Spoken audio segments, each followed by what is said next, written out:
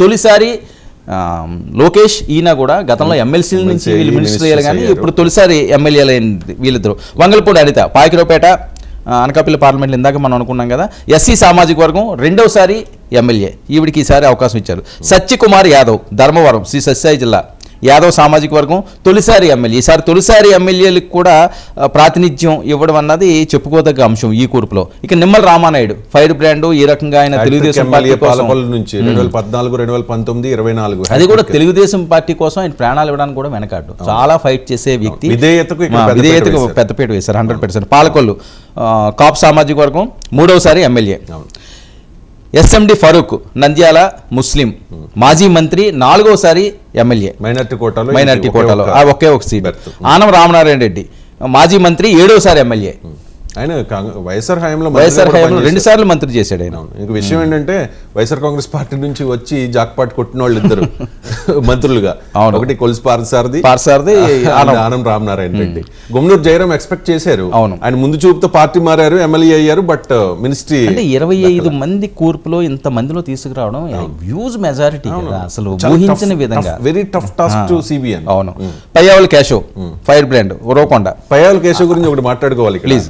ఆయన గెలిస్తే పార్టీ అధికారంలోకి రాలేదు, పార్టీ అధికారంలోకి వస్తే ఆయన గెలవలా. ఇప్పుడు ఫస్ట్ టైం పార్టీ అధికారంలోకి వచ్చింది, ఆయన గెలిచారు కాబట్టి ఖచ్చితంగా అవకాశం.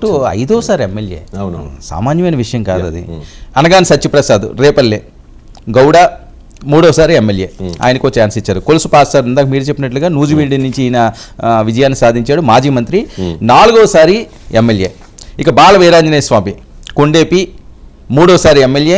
గొట్టిపాటి రవికుమార్ అద్దంకి ఈయన కూడా ఫైర్ బ్రాండ్ 5వసారి ఎమ్మెల్యే. కందుల దుర్గేష్ జాక్పట్టు కొట్టింది ఎవరంటే ఇక్కడ ఓకే కొణిదెల పవన్ కళ్యాణ్ గారు, నెక్స్ట్ మనోహర్ గారు అంశం ఒకటైతే అలా 1, 2. కందుల దుర్గేష్ అసలు గెలుస్తారా గెలరా? ఆయన రాజమండ్రి రూరల్ కోరారు, నిడదవోలు పంపించారు, ఏం జరుగుతుందో టెన్షన్ పడి ఆయన ఆరామ్స్గా వెళ్ళారు, వర్క్ చేసుకున్నారు. మరి ఎంతవరకు అక్కడ వర్కౌట్ చేశారో తెలియదు. నిన్న ఈవినింగ్ వరకు కందుల దుర్గేష్ పేరు వినిపించలేదు, కేబినెట్ లో ఉంటారు అని చెప్పి. కొంతాల రామకృష్ణ గతంలో మంత్రిగా పనిచేశారు కాబట్టి ఆయన పేరు వినిపించింది. మండలి బుద్ధప్రసాద్ డిప్యూటీ స్పీకర్ గా గతంలో పనిచేశారు కాబట్టి ఆయన పేరు వినిపించింది.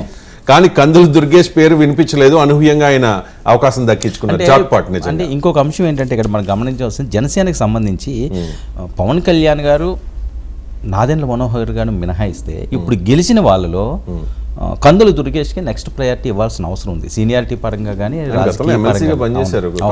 సో ఇంకా వేరే ఛాన్స్ లేదు. తూర్పుగోదావరి జిల్లా, ఉమ్మడి తూర్పుగోదావరి జిల్లా అధ్యక్షుడు కూడా అవును జనసేన పార్టీ. సో మొదటి నుంచి విధేయతతోటి ఉన్నాయి ఆయన. ఇక గుమ్మడి సంజారాణి సాలూరు ఎస్టీ నియోజకవర్గం నుంచి ఆవిడకి కూడా మంచి అవకాశం వచ్చింది, తొలిసారి ఎమ్మెల్యే. ఆవిడ కూడా ఎమ్మెల్సీ చేశారు గతంలోని ఎస్టీ కోటలో. ఇక బీసీ జనార్దన్ రెడ్డి బనగానపల్లి నుంచి ఈయన విజయాన్ని సాధించాడు, 2వసారి ఎమ్మెల్యే.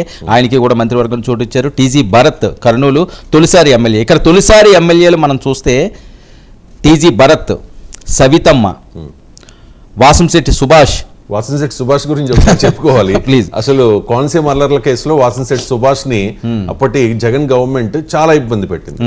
అసలు విశ్వరూప్ అయితే కక్ష కట్టేశారు, వాళ్ళని అక్రమ కేసుల్లో ఇరికించి ఇబ్బంది పెట్టారు, జైలు పాలు చేశారు.